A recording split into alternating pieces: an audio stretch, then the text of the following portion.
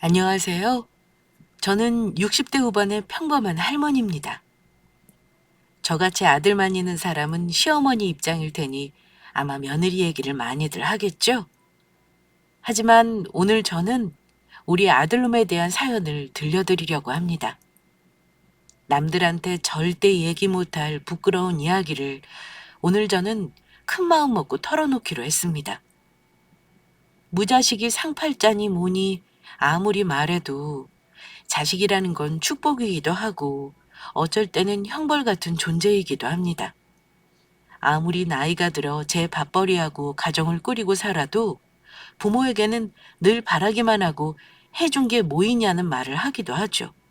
물론 자식을 잘 키워내신 분들에게는 해당되는 말이 아니겠지만요. 저는 아들이 둘이 있는데 큰아들은 올해 44, 작은아들은 38입니다. 둘 다 결혼했고 손주만 4명이네요. 우리 장소는 이제 내년이면 중학생이 된답니다. 우리 아들들은 둘 다 우리 집에서 가까운 거리에 삽니다. 자식들 다 결혼시키신 분들 다 그렇듯 저도 가까이 산다고 해서 애들이나 손주를 아주 자주 보고 사는 것은 아닙니다. 애들도 애들 삶을 사느라 각자 바쁘니까요. 그저 무탈하게 다들 건강하게 사는 지금 더 바랄 것이 없기도 합니다. 그런데 뭐가 문제냐 싶으시죠? 남들 보기에는 그저 이상할 거 하나 없는 행복한 가족으로 보이겠죠. 자세히 들여다보면 문제없는 집에 어디 있겠습니까? 저도 남들이랑 하나 다를 거 없습니다. 요즘은 가까이 사는 손주들 보는 재미로 사네요. 우리 큰손주가 올해 초등학교 6학년인데요. 우리 큰아들 놈을 아주 똑같이 빼닮았습니다. 이 녀석이 학원 가기 전에 꼭 할머니 집에 들러서 간식을 먹고 가는데 예전부터 저랑 이런저런 얘기를 하기도 하고 혼자 조잘조잘 참 말도 많은 아이입니다. 누구를 닮아 그런지 참 다정하고 총명하기까지 합니다. 우리 손주는 얼마나 야무진지 학교 들어가기 전 어린 시절에도 어른들 틈에서 하는 말을 가만히 듣고 있다가 자기가 할 얘기를 해서 어른들을 놀라게 했던 아이입니다. 그랬던 이 녀석이 저에게 종종 이런 말을 하는 겁니다. 할머니, 할머니는 혼자 사는 거 안 무서워요? 집도 가까운데 그냥 우리랑 같이 살면 좋겠다. 우리 지수는 할머니랑 같이 살고 싶어? 네. 할머니도 할아버지 없이 혼자 사는 것보다 우리랑 같이 사는 게 좋지 않아요? 저도 집에 오면 할머니가 있었으면 좋겠어요. 지금도 엎어지면 코 닿을 때 사는구먼. 그렇게 할머니가 좋아? 네. 할머니가 제일 좋아요. 엄마는 잔소리만 하고 아빠는 제 말 들어주지도 않거든요. 할머니는 제가 하는 말도 다 들어주고 맛있는 것도 많이 해주시니까요. 그래서 저는 할머니가 좋아요. 제가 웃으며 되물으면 우리 손자는 웃으면서 자기 얘기 다 들어주는 할머니가 제일 좋다고 합니다. 사실 우리 손주가 저보다 좋아했던 사람은 자기 할아버지였습니다. 슬프지만 지금은 할아버지가 돌아가시고 없죠. 제가 2년 전에 남편과 사별했어요.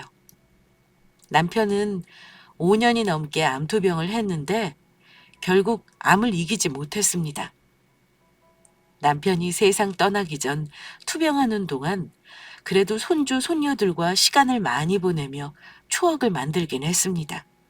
지금도 그때 사진들을 꺼내보면서 추억에 잠기곤 하는데요. 아팠을 때 생각하면 참 마음 아픈 일이 많았습니다. 우리 남편은 평생 힘들게 일만 한 사람이에요. 인생 마지막 남은 시간을 화목하고 편안하게 보냈으면 참 좋았을 텐데 속 시끄럽게 있다가 세상 떠나게 한 것 같아서 제 마음이 아직도 좋지 않습니다. 제 속을 뒤집어 놓는 것은 제가 가장 예뻐하는 우리 큰손주의 아빠인 큰아들놈이었습니다. 며느리도 아니고 다른 사람도 아닌 내 속으로 낳고 내가 키운 아들놈이 제일 저를 힘들게 했었네요. 자식 잘못 키운 것 같다는 말, 애들 키우면서 한 번도 안 해보신 분들 없죠? 자식놈 때문에 속상할 때 그냥 하는 말이 아니라 저는 아무리 아들놈이지만 연을 끊고 살아야 하나 생각도 한 적이 있었습니다. 원래가 망나니 같은 놈이라면야 안 보고 살면 그만이겠죠. 하지만 세상 든든하던 아들놈이 변해가는 걸 보는 게 참 심적으로 쉬운 일이 아니었습니다. 그놈의 돈이 뭔지, 돈이라는 게 사람의 삶을 나락으로 몰아넣기도 하고 앞뒤 안 가리는 나쁜 놈으로 만들어버리기도 한다는 게 참 슬프긴 합니다. 사실 남편은 죽기 전에 재산 문제를 미리 정리했었습니다. 우리 집은 장남이라고 해서 더 많이 주고 차남이라고 덜 주는 건 없었어요. 남편이 아들 부부 다 한자리에 불러서 나중에 분란 만들지 말라는 의미로 당부를 하더라고요. 내 재산은 네 엄마 앞으로 해주는 거 말고 나머지는 너희 둘한테 똑같이 줄 거니까 혹시 나 죽고 나서 분란 일으키지 말어라. 장남이라고 더 주고 차남이라고 덜 주는 법은 없어. 나한테는 똑같은 자식이니까 둘에게 똑같이 나눠줄 생각이다. 네 엄마 앞으로 되어 있는 아파트랑 다른 재산은 니들이 이러쿵저러쿵 하지 말어. 미리 말해두는 거니 명심해. 당신도 참 꼭 내일 당장 죽을 것처럼 그런 말을 해요. 그거야 남아있는 사람들이 알아서 할 일이지. 당신 죽고 없으면 다 자식들 마음대로 해요. 미리부터 그럴 거 없어요. 남편이 하는 말에 기분이 이상해진 저는 농담 반 진담 반 그렇게 얘기했습니다. 그런데 남편이 아들들에게 다시 한번 단호하게 얘기했습니다. 내가 마음대로 못하게 유언장 남기고 갈 거니까 그런 줄 알아. 니들 혹시 사업이니 뭐니 하겠다고 쓸데없이 돈 축내는 일은 절대 없도록 해라. 알겠니? 네 엄마한테 주는 재산은 절대 니들이 미리 손대지 말어. 아버지 말 명심해. 그때 큰아들이 그러더라고요. 아버지, 동생이랑 재산을 똑같이 나눠주신다는 건 아버지만의 생각이신가요? 저는 왜 그래야 하는지 모르겠습니다. 저는 결혼할 때 동생보다 싼 집에서 시작했고, 동생은 직장도 저보다 좋은 데 다니잖아요. 애들도 저는 돈 들어갈 일이 한창 남은 거 아시잖아요. 찬물도 위아래가 있는 건데 왜 똑같이 나누겠다고 하시는 건지 저는 이해가 안 가네요. 그러자 듣고 있던 둘째 아들이 그러더라고요. 형, 그건 나중에 상황 봐서 얘기하자. 아직 아버지 돌아가시지도 않았는데 뭐 그렇게 급해. 아버지도 그만하세요. 아버지 재산이니 아버지 뜻을 따르는 게 맞죠. 저는 아무래도 상관없어요. 둘째 녀석이 그렇게 나오는 바람에 다행히 남편이 역정내는 일은 없었지만 이미 그때부터 우리 큰아들은 남편이 유산 배분 문제에 불만을 가지고 있었던 것입니다. 어쩔 때 보면 둘째가 장남보다 훨씬 마음이 넓고 어른스러워 보이기까지 합니다. 원래 맏아들이나 맏딸들이 책임감이 강하기도 하지만요. 간혹 집에서 너무 떠받들어 자라서 동생들을 우습게 알거나 자기밖에 모르는 이기적인 모습이 있기도 해요. 우리 큰아들이 나쁜 애는 절대 아닙니다. 다만 남편이 그 얘기를 한 시점이 우리 큰아들 한창 사업 때문에 힘들 때였다는 것이 문제 같기도 합니다. 둘째 녀석은 월급 꼬박꼬박 나오는 회사원입니다. 금융계 쪽이라 나름 워라밸을 지키면서 사는 걸로 알아요. 하지만 큰아들은 그 당시 잘 다니던 직장을 때려치우고 나오더니만 갑자기 사업을 시작했던 때였습니다. 아들은 회사 다닐 때 그렇게 적은 연봉은 아니었어요. 그런데 아무래도 제 아버지가 사업하는 거 보고 자라고 사장으로 유동적으로 일하니까 스트레스도 안 받고 힘도 안 들고 자기 사업하면 무조건 큰돈 벌 수 있다고 생각한 건지 자기도 회사 관두고 사업을 하고 싶다는 말을 종종 했습니다. 저도 꽤 오래 애들 아빠가 하는 사업을 봐온 사람이라 사업이라는 게 결코 쉽게 하는 일이 아니라는 걸 잘 알고 있었습니다. 물론 자리 잡히면 안정적이겠지만 그 자리라는 게 언제 잡힐지도 모르는 불안정한 게 사업이니 당연히 아들이 사업하겠다는 거 만류했었고요. 그런데도 아들놈은 기어이 자기 마누라 말, 내 말 다 거역하고 돈 끌어모아 사업을 벌이더군요. 하지만 어디 세상 일이 쉬운 게 있나요? 그렇게 따지면 사업하는 사람들 다 돈 벌겠죠. 경험 없는 초짜에게 세상이 그렇게 호락호락할 리가 없었습니다. 초반에는 잘 되는 것 같더니만 나중에는 돈을 야금야금 까먹기 시작했습니다. 남편은 아들놈이 그런 상황이라는 걸 몰랐을 겁니다. 하지만 아들이 저에게도 몇 번 급한 돈을 해달라고 했기 때문에 저는 대충 힘들다는 걸 알고는 있었습니다. 한 번은 며느리가 저한테 울면서 이런 적도 있어요. 어머니, 지수 아빠 저대로 놔두면 안 될 것 같아요. 저 벌어오는 돈은 생활비 하기도 모자란데 몇 달째 저한테 생활비도 안 주고 있어요. 제 이름으로 대출한 것만 거의 1억 가까이 되는데 더 이상은 못하겠어요. 이러다가 줄줄이 터지면 저희 진짜 집 내놓고 나 앉아야 할 것 같아요. 그냥 안 되는 사업을 접었으면 좋겠는데 제 말은 도무지 듣지를 않아요. 어머니, 예전에는 큰돈 안 바라고 벌어오는 돈으로 알뜰하게 살던 사람이 왜 저렇게 변했나 모르겠어요. 어머니가 지수 아빠한테 안 되는 건 제발 그만두라고 말씀 좀 해주시면 안 돼요? 네 말도 안 듣는데 엄마 말을 듣겠니? 그런 고집을 내가 어떻게 꺾겠어. 저러고 된통 당해봐야 그만둘 놈이야. 그동안 대체 얼마나 빚을 끌어다 썼길래 이래? 그러게 뭐하러 재주도 없는 놈이 사업을 하겠다고 겁없이 뛰어들어. 내가 기회 봐서 얘기는 한번 해볼 테니 너무 걱정하지 말고 너는 애들 잘 챙겨라. 집도 담보로 잡힌 지 오랜데 이자 내고 뭐하고 나면 매달 마이너스로 살아요, 어머니. 조금만 참으면 나아진다는데 벌써 2년이 넘게 이러고 있으니 빚만 늘고요. 그래, 네가 마음고생이 많구나. 너무 힘들면 내가 조금 생활비를 보태줄 테니까 그걸로 애들 먹을 거 해주고 있어. 매달 그렇게 살다가 진짜 큰일 나겠구나. 어쩌면 좋니? 며느리 얘기 들어보니까 그때는 이미 결혼할 때 해준 집 담보로 잡힌 상태였습니다. 빚잔치 해가며 대체 왜 그놈의 사업을 하는지 저는 잘 이해는 못하겠습니다. 남편도 사업을 하면서 이만큼 재산을 일궈놓은 건 맞습니다만 아들처럼 대책 없이 빚만 늘리던 사람은 아닙니다. 소환도 좋고 돈 버는 재주 하나는 있었던 사람이에요. 사업은 그런 사람이 해야지 아들처럼 샌님 같은 사람이 하면 안 되는 겁니다. 어쨌든 며느리가 얘기하는 거 듣고 아들네가 사정이 그렇다는 걸 알고는 있었습니다. 종종 제가 며느리에게 돈을 보내주기도 했는데 그때까지는 아들이 저에게 큰 돈을 요구한 적은 없었습니다. 자식들이 별탈 없이 잘 살면 참 좋으련만 늘 맏아들이 저러고 사니 마음이 많이 안 좋았죠. 게다가 그때는 남편 투병 생활을 챙기느라고 저 역시도 매일 편치만은 않았을 때였습니다.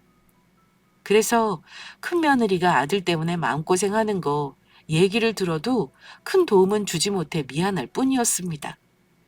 제가 남편이 아플 동안 한 달에 한두 번은 가족들이 다 같이 모이는 시간을 갖곤 했는데요. 그래도 우리 며느리들이 참 착하고 예쁜 것이 뭐냐면요. 늘 웃는 얼굴로 와서 있다가 간다는 겁니다. 사실 시부모님이 편하면 얼마나 편하겠습니까? 게다가 시아버지는 아픈 사람인데 오죽했을까요? 가까이 살아서 자주 오가는 거 불편할까봐 저는 먼저 연락도 잘 안 하는데요. 우리 큰며느리는 일하느라 힘들면서도 꼭 주말이면 손주 녀석들 데리고 와서 있다가 가는 아이였습니다. 제가 반찬이며 음식이며 챙겨줘야 하는 건데 외려 며느리가 와서 이런저런 밑반찬도 해놓고 가니 늘 고마웠죠. 참 살뜰하고 다정한 며느리예요. 큰아들이 다소 불같은 성격인데 그걸 잠재우는 게 우리 며느리입니다.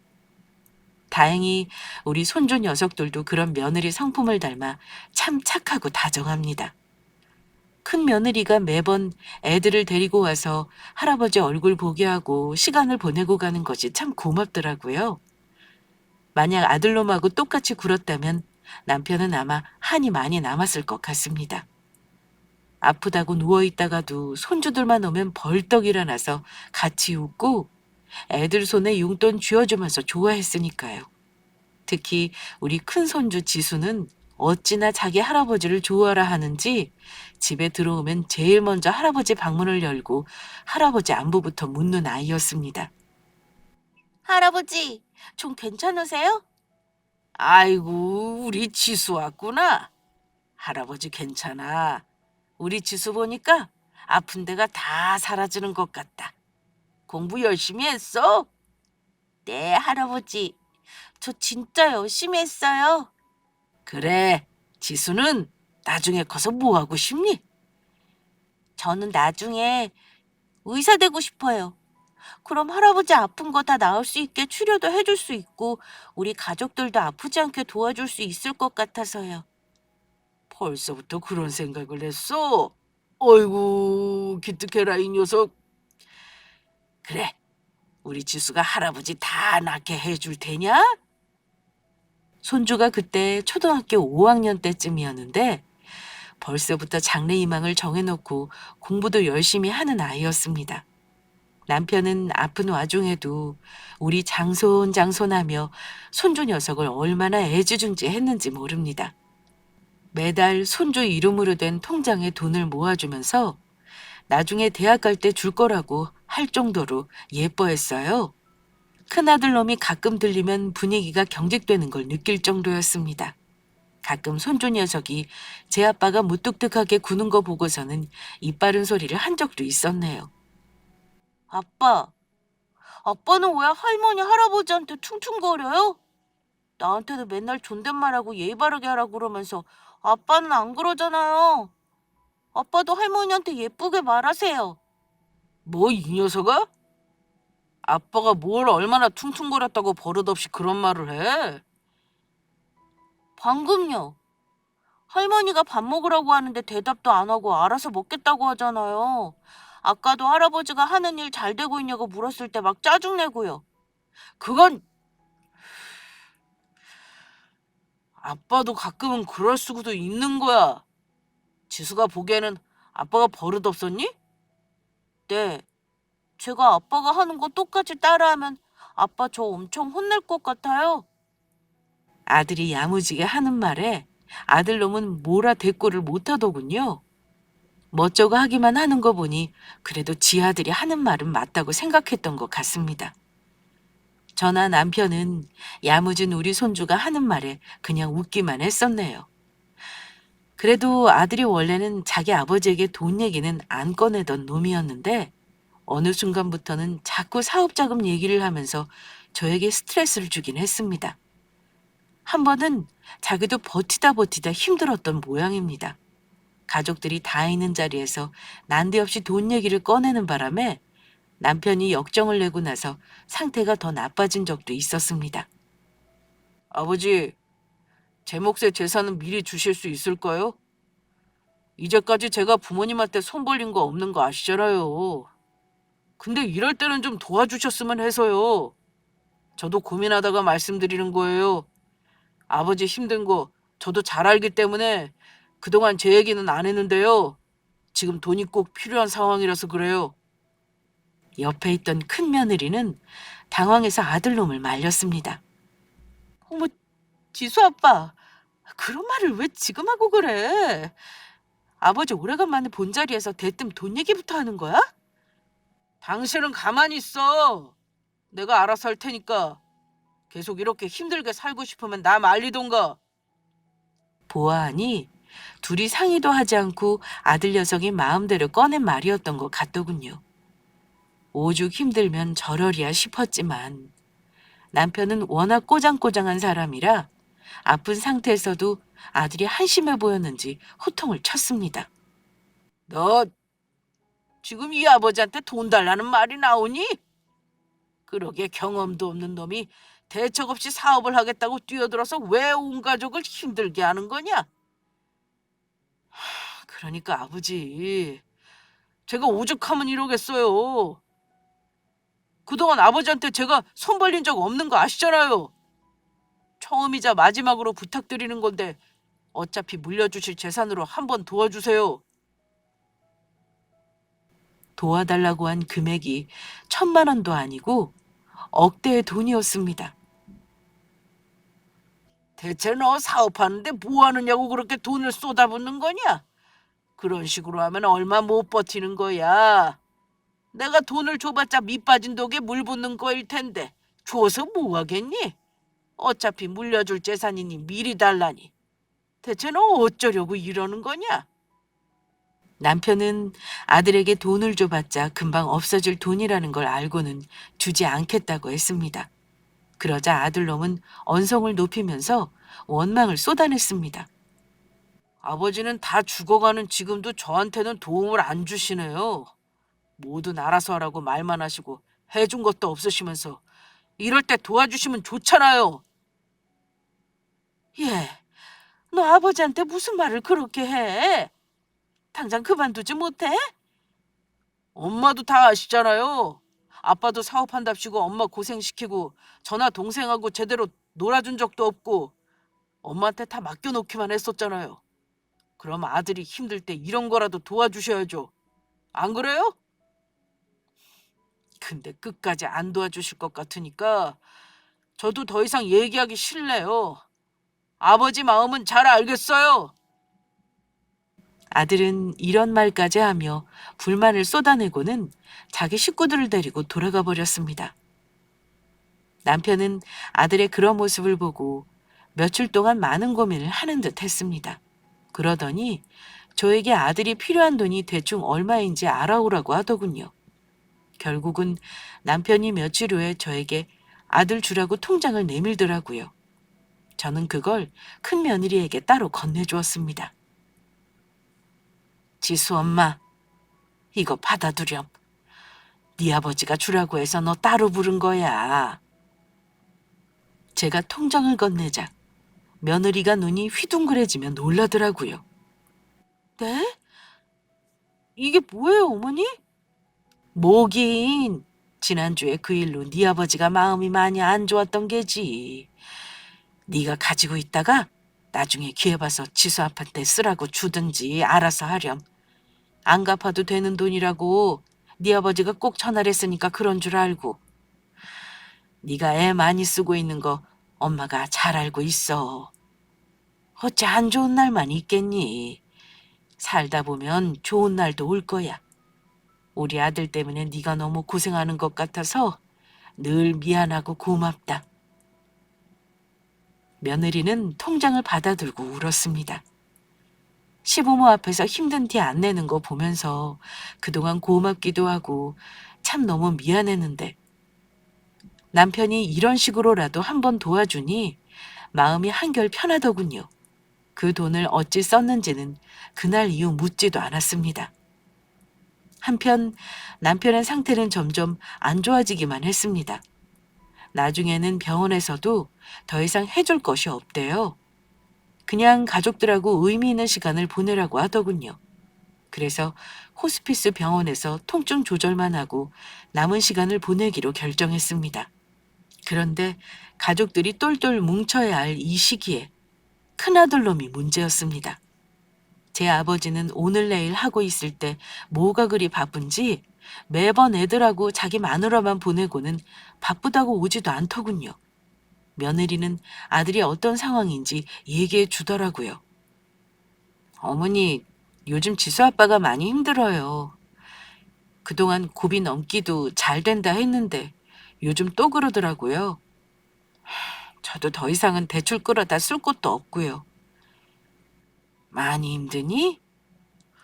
그럼 집이라도 그냥 처분해서 다 갚아버리고 다시 시작하는 게 나을 수도 있어. 나중에 감당 못하는 것보다는 그게 나을 거다. 그 사람이 포기를 못하는데 어쩌겠어요. 아무리 일이 바빠도 시아버지 돌아가시기 전에 얼굴은 자주 보자고 했거든요. 나중에 후회하지 말라고 그렇게 말을 해도 귀에 안 들어오나 봐요. 본인 코가 석자인데 어쩌겠어요. 그래, 내가 말해도 말을 안 듣는데 네 말이라고 듣겠냐마는 지수애미 네가 많이 힘들 것 같아서 걱정이구나. 아들 녀석이 며느리와 손주들을 너무 힘들게 하는 것 같아 며느리 얼굴 보는 게 미안했습니다. 아들 녀석은 돈 얘기 꺼냈던 사건 이후로 마음이 틀어진 듯 했습니다. 아직 말할 힘이 있을 때 가족들과 더 많은 시간을 보내고 싶어 했던 남편은 찾아오는 며느리와 손주들 덕에 하루하루를 겨우 살아내는 것처럼 보였어요. 둘째 아들 역시 늘 아버지 상태가 어떤지 체크하면서 신경을 많이 썼어요. 남편을 포함해 가족들이 온전히 함께 할 수 있는 시간이 얼마 남지 않았다는 걸 저는 직감적으로 느낄 수 있었습니다. 남편은 진작부터 자기가 죽은 다음의 일을 준비해놨고 재산 문제도 미리 정리를 해놓았기에 제가 걱정할 일은 없었습니다. 남편은 호스피스 들어갈 때만 해도 대화도 가능한 상태였는데 2주가 지나면서 급격하게 상태가 안 좋아졌습니다. 저는 미리 아들들과 남편이 죽은 후의 문제를 의논하기 위해 아들들을 불렀습니다. 남편을 떠나보내는 저는 저대로 슬프고 힘들었는데 아들들도 아버지를 보낼 준비를 하는 게 쉽지는 않았을 거라 생각합니다. 작은 아들은 남편이 호스피스 병동 들어갈 때도 기적을 바랬으니까요. 하지만 받아들일 건 받아들이고 산 사람은 현실을 살아가야 하는 거니까요. 아버지가 아무래도 오래 못 버티실 것 같다. 너희들도 봐서 알겠지만 아버지 상태가 많이 안 좋아. 너희들도 마음의 준비를 해야 할 것 같아서 불렀어. 그동안 병원 오가느라 며느리들도 고생 많았다. 일단 아버지 납골당은 미리 해놔서 걱정이 없는데 챙겨야 할 일들이 많을 것 같구나. 작은 아들 내외는 이제 아버지를 보낼 마음의 준비를 해야 한다는 게 슬펐는지 말없이 눈물을 보였는데요. 손주들은 아직 할아버지 죽음이 뭔지 잘 모르는 듯 했지만 숙연한 분위기에 뭔가 슬픈 일이 일어나고 있구나 하고 느끼는 듯 했습니다. 늘 분잡스럽게 시끄럽던 아이들이 제 부모가 슬퍼하는 거 보면서 같이 말이 없어지더라고요. 우리 큰며느리가 그러더군요. 어머니, 짧은 시간도 아니고 그동안 어머니도 참 애 많이 쓰셨어요. 아버지 병상은 저희가 돌아가면서 지킬 테니까 너무 걱정하지 마세요. 그런데 그때 큰아들이 저에게 뜻밖의 말을 했습니다. 온 가족이 전부 슬퍼하고 있는데도 아들놈은 슬퍼하는 기색도 없는 게 못내 서운했는데 하는 말이 참 기가 막히더군요. 엄마, 그럼 아버지 재산 문제는 다 정리하신 거예요? 정말 저랑 동생한테 똑같이 나눠주실 거냐고요? 이런 자리에서도 재산 문제를 거론하는 큰아들이 못마땅한 저는 말이 곱게 나오지만은 않았습니다. 그건 네 아버지가 이미 다 얘기한 거 아니냐? 형제들 간에 똑같이 나눠주겠다고 했잖아. 아직 돌아가신 건 아니니까 그 문제는 나중에 얘기하는 게 좋겠구나. 형, 그 얘긴 나중에 하시자잖아.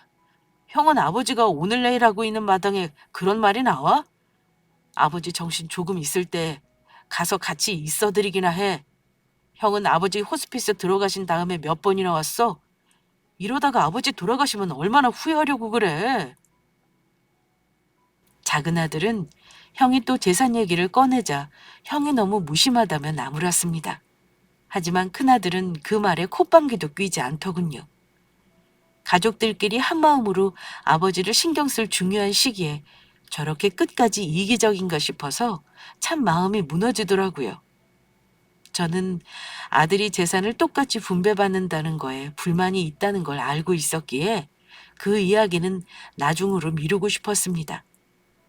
남편이 아직 죽기도 전에 자식들이 재산 문제 가지고 언성 높이는 걸 보기도 싫었고요. 그런데 아들은 아랑곳하지 않고 계속 자기 할 말을 이어나갔습니다. 저는 아버지 살아계실 때 유언장 작성한 거 다시 고칠 생각이에요. 아무리 생각해도 저랑 동생이 재산을 똑같이 분배받는다는 건 말이 안 돼요. 내가 이 집 장남이고 엄마 혼자 계시면 어차피 나중에 모시는 건 내 몫이잖아요. 아버지는 왜 그런 생각을 안 하시는 건지 도저히 이해가 안 가네요. 형, 그건 또 무슨 억지야. 장남이 꼭 부모 모시라는 법 있어? 그리고 엄마가 언제 우리랑 같이 산다고 말한 적 있냐고. 왜 형 혼자 북치고 장구치고 하는 건데?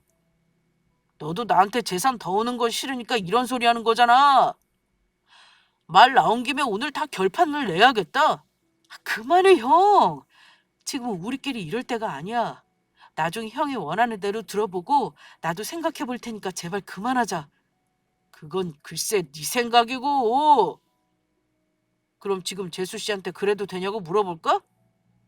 네 처는 아마 재산이 나한테 더 가는 걸 원하지 않을걸? 그러니까 아버지 살아계실 때 유언장을 고치겠다는 거잖아. 아들 둘이 옥신각신 하는데 저는 머리가 지끈거렸습니다. 며느리 둘은 어쩔 줄 모르고 있었고요. 형제들이 언성을 높이니 놀고 있던 손주 녀석들도 어른들 싸움을 잠자코 지켜보고 있더군요. 그만두래라. 애들 앞에서 이게 뭔 짓들이냐? 지수 애비 지금 중요한 게 뭔지 모르는 거니? 니들 싸우는 거 보자고 부른 거 아니야. 네 아버지 앞에서 유언장 말만 꺼냈다가는 내가 아예 전부 내 앞으로 돌려버릴 테니 그런 줄 알아. 나까지 죽고 난 다음에 아버지 재산 받을 거 아니면 더 이상 이 얘기는 하지 말어라. 제가 역정을 내자 작은 아들은 입을 다물었지만 큰 아들은 씩씩거리며 저에게 소리를 지르기까지 했습니다. 엄마도 똑똑히 알아두세요. 아버지 제사상 제대로 받으려면 장남인 저한테 재산 더 주셔야 할 거예요. 아시겠어요? 뭐라고? 너 대체 왜 이렇게 사람이 망가진 거니? 나중에 얼마나 후회하려고 가족들한테 이러는 거야. 네 아버지 아직 살아있어 이놈아. 빨리 죽으라는 것도 아니고 제사상 받아먹으려면 재산 더 달라는 말을 감히 할 수가 있는 거니? 응? 아들놈이 하는 말에 저는 너무나 큰 충격을 받았습니다. 저는 답답해져 오는 가슴을 부여잡고 자리에 무너지듯 앉아버렸고 큰 며느리는 어쩔 줄 모르며 주저앉은 저를 부축했는데요. 그런데 그때 갑자기 손으로 누군가를 때리는 소리가 철썩하고 나는 겁니다. 너 이 자식, 이게 무슨 짓이야? 제가 고개를 들어보니 아들놈이 손주 녀석 손을 붙들고 혼내고 있는 겁니다. 이게 무슨 상황인가 싶었는데 아들이 불같이 화를 내더군요. 김지수, 너 지금 아빠를 왜 때리는 건데? 이 녀석이 버르장머리 없이 어른들 얘기하고 있는데 끼어들어서 이게 무슨 짓이야? 그런데 우리 손주 녀석은 놀라는 기색 하나 없이 눈을 빤히 뜨고 제 아빠를 바라보고 있었습니다. 아마 갑자기 손주 녀석이 제 아빠의 뺨을 후려친 것 같더군요. 며느리는 놀라서 애 아빠를 말렸고요. 어머 지수야, 너 지금 네 아빠 얼굴 때린 거야? 왜 그랬어 김지수? 얼른 아빠한테 죄송하다고 해. 여보, 당신도 애팔은 놓고 얘기해. 지수가 왜 그랬는지 일단 얘기는 들어봐야지. 세상에 제 아빠를 때리는 놈이 어딨어? 이유를 듣고 말고 할 것도 없어. 단단히 혼내야지. 김지수도 왜 그랬어? 아빠 가만히 있는데 갑자기 와서 때리길래 얼마나 놀라는 줄 알아? 얼른 잘못했습니다 해. 저는 손주 녀석이 놀랐을 것 같아서 일단 품에 끌어안았습니다.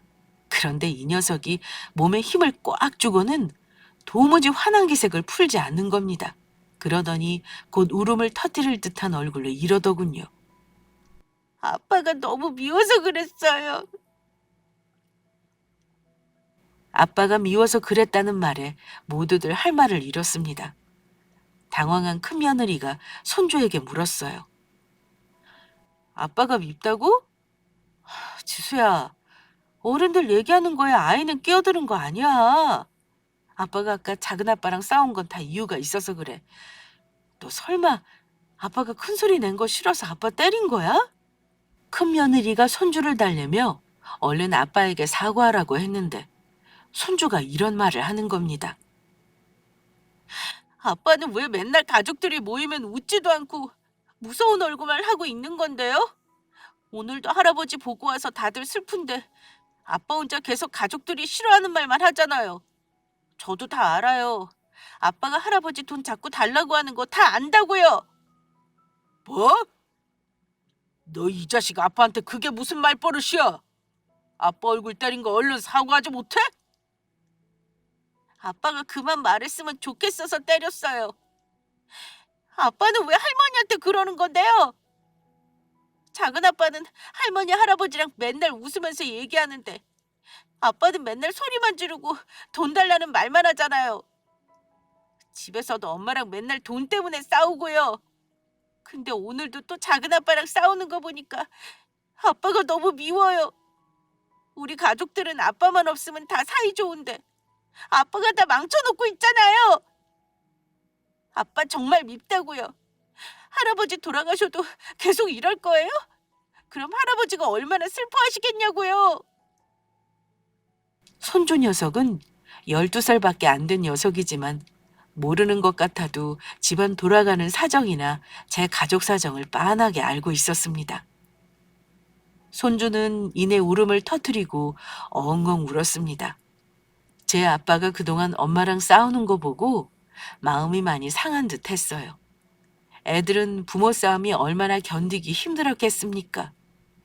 그런데 할머니네 와서 작은 아빠랑도 싸우고 저랑도 싸우는 거 보고 아빠가 왜 저러나 싶고 미웠던 거죠. 어린 것의 마음을 들여다보지도 못하고 저 힘든 것만 생각하는 아들놈이 한심했습니다. 그런데 아들 역시 자기 아들이 하는 말과 행동에 충격을 받은 듯 했습니다. 화가 나서 아들을 꾸중했지만 어린 아들에게 뺨을 얻어맞고 저런 소리까지 들었으니 아마 당황했을 테죠. 아들은 목소리를 아까보다 낮추고 이렇게 손주를 타일렀습니다. 그래, 네가 그동안 아빠 때문에 힘들었다니까 그건 아빠가 사과할게. 그래도 어른들 얘기하는데 끼어들고 아빠를 때리는 건 잘못한 거야. 그러니까 그건 사과해라. 아빠도 이제 그만할 테니 그만 울고. 아빠, 제가 때린 건 잘못했어요. 그렇지만 아빠도 이제 가족들 모이면 돈 더 내놓으라는 말 그만하세요. 나는 아빠가 사업 같은 거 이제 안 했으면 좋겠어요. 옛날에는 아빠 우리랑 주말에 여행도 가고 즐거웠는데 요즘에는 바빠서 한 번도 우리랑 놀아주지도 않잖아요. 맨날 엄마랑 돈 때문에 싸우고 여기 와서도 돈 얘기만 하고. 아빠는 돈이 중요해요? 아니면 우리 가족이 중요해요? 다들 손주 녀석이 하는 말을 듣고 아무 말도 못하고 있는데 아들도 아까보다 한풀 꺾인 아들놈이 자기 아들을 달래더군요. 그래, 일단 그건 아빠가 잘못했다. 아빠는 당연히 우리 가족 잘 살게 하려고 그런 건데 뭔가 우선순위가 틀렸나 봐. 미안하다, 지수야. 아빠가 사과할게. 여보, 이제 그만해. 아, 지수 너도 그만 울고. 어머니, 정말 죄송해요. 아, 오늘 이러려고 만난 게 아닌데 이 난리를 피우고 면목이 없어요. 이제 됐다. 다들 그만하자꾸나. 지수야, 우리 지수가 할머니랑 엄마 걱정 많이 했구나. 우리 지수가 참 속이 깊어.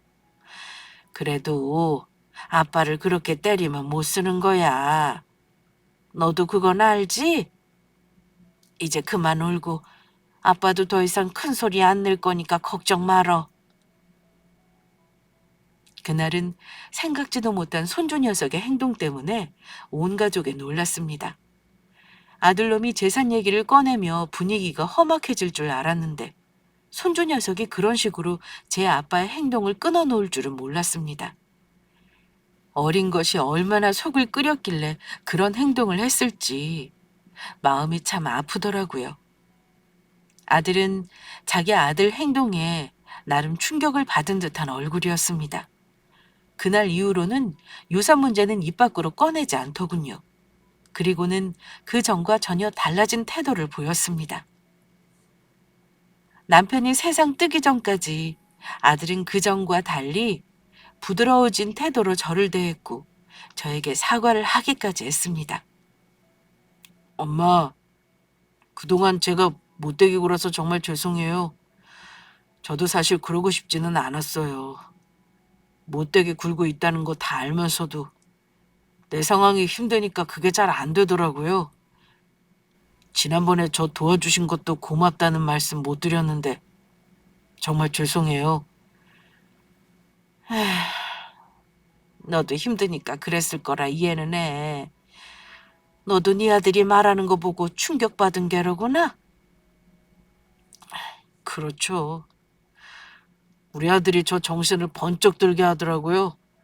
그동안 우리 가족 위한답시고 아등바등했지만 사실 그게 아니라 저를 위한 거였더라고요. 안 되는 건 빨리 놔버려야 하는 건데 온 가족을 다 힘들게 한 게 저였지 뭐예요. 그럴 시간에 아버지랑 더 시간을 많이 보냈어야 하는데 알면서도 그게 잘 안 됐어요. 당장 돈이 필요하니까 아버지 재산을 더 받아야겠다는 생각만 들더라고요. 미안해요, 엄마. 엄마도 저 때문에 많이 속상하셨죠? 나도 알아. 네가 사업이 힘들어서 돈 했다는 거 잘 안다.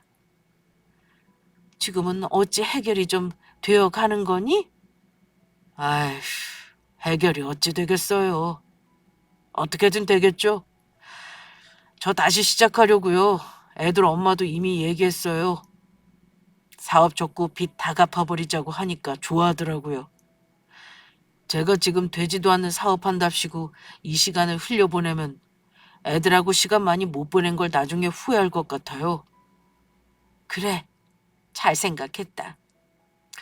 그래도 아들이 나보다 낫구나.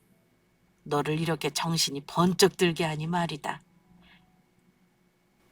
아들이 사과 한마디에 그동안의 섭섭했던 마음이 다 없어지는 게 또 부모 마음이더라고요. 얼마 후 남편은 세상을 떠났습니다. 다행히 아들 둘 다 아버지 임종을 지켰네요. 그래도 가족들 안에서 고통도 없이 세상을 떠났으니 남편은 더 바랄 게 없을 거라고 생각합니다. 남편이 남긴 재산은 제 명의로 된 것 말고는 아들들에게 공평하게 나눠줬습니다. 대부분 부동산이어서 당장 현금화할 수는 없어도 나중에 애들에게 큰 도움이 되겠죠. 남편이 가고 나서 큰아들은 완전히 변했습니다. 제 아버지 유언대로 재산 문제에 더 이상 트집을 잡지도 않았고 제가 혹여 혼자 있으면 외로워할까 봐 신경을 많이 쓰더군요. 그전에도 가까이 살았는데 남편이 세상 뜨고 나서 10분 거리 아파트로 이사까지 온 겁니다. 아마 돈보다 가족이 더 중요하다는 걸 깨달았을 것 같습니다. 부모가 자식을 사랑하는 것과 자식이 부모를 사랑하는 건 다르다고들 하죠. 우리 아들도 부모에게는 싫은 소리하고 원망하면서도 자기 아들에게는 한없이 내어주고 싶은 아빠였을 겁니다. 그러니 자기 아들이 뺨을 때리고 아빠에게 하는 말을 듣고는 자기 잘못 깨달은 거죠. 이렇게 살다가는 자식과 사이가 멀어지겠구나 하고는 본인이 변하려고 용기를 낸 거겠죠. 가족들이 행복하기 위해 본인이 포기 못하던 사업도 내려놓은 건 참 잘한 일이라고 생각합니다. 그 후 우리 아들은 늦은 나이지만 자기가 가지고 있는 기술로 중소기업에 재취업했습니다. 두 부부가 맞벌이하면서 열심히 사는 거 보니 이제 저도 한시름 놓고 삽니다. 저랑도 물론 잘 지내고 있고 집이 가까우니 우리 손주들이 학교 끝나면 꼭 저를 보러 옵니다. 와서 간식 챙겨주고 학원 시간 맞춰 보내주고 하니 저도 외로움을 느낄 새 없이 살고 있었네요. 어찌 들으셨나요? 쉽게 털어놓을 수 없는 부모 자식 간의 얘기라 조금 부끄럽기도 했지만 이런 가족 간의 갈등 이야기도 한 번쯤은 구독자분들께 들려드리고 싶었습니다. 저의 이야기는 여기까지 하겠습니다. 말주변이 없어서 재미있게 들으셨을지 걱정이 되네요. 그래도 행복한 마무리이니 마음 편하게 들어주셨으면 좋겠습니다. 끝까지 들어주신 여러분께 감사드리며 마치겠습니다.